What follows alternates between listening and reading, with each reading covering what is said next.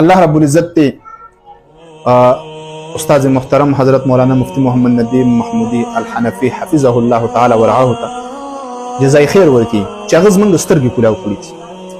او بل دا چې موږ زړور کړي یو او موږ ته په اوچت سر باندې د ګرځېدلو طریقه راښودلې ده. دا تعریفات چې به کله هغه کول که نه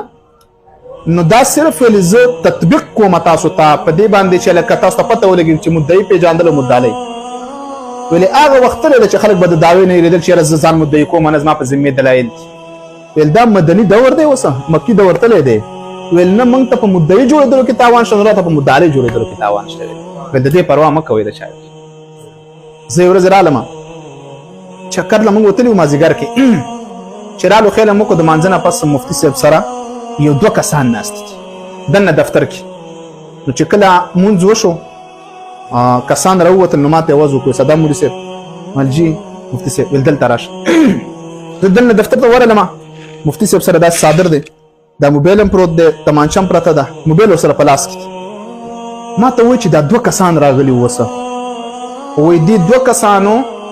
هلته په کلي کې غیر مقلدینو راغلي دي چې موږ مناظره کوو په رفع الیدین باندې څه باندې ترک رفع الیدین باندې په رفع الیدین باندې سبا 10 بجې ټیم یې خېده هغوی 3 میاشتې لپاره تیاری کړی دی اوس حیران دي نو اوس ما پسې راغلي وو چې غیر مقلدینو موږ له سبا 10 بجې د مناظرې ټیم راکړی داخلي او اوس یې خبر راوړی دی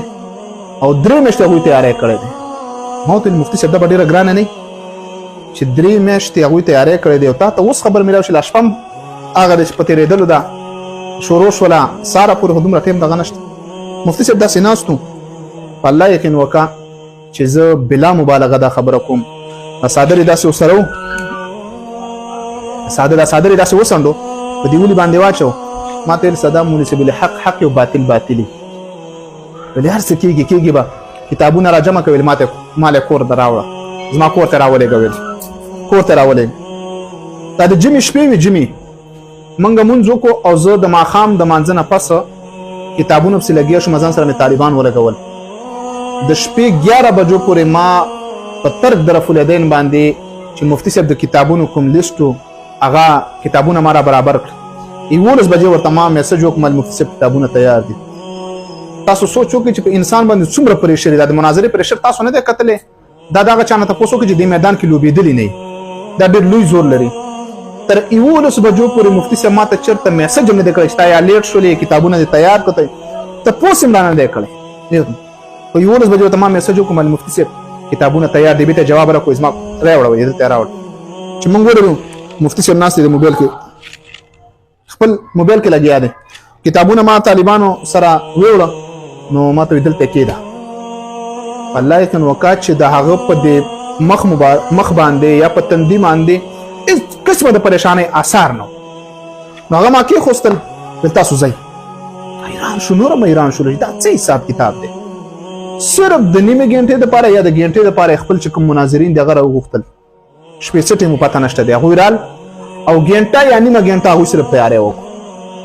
سهار زما خیل کې دا و چې بهی سهار مناظره ده اوس به څه کېږي نو سهار مفتي صاحب راغی ما ورته مفتي صاحب څه چل دی تا خو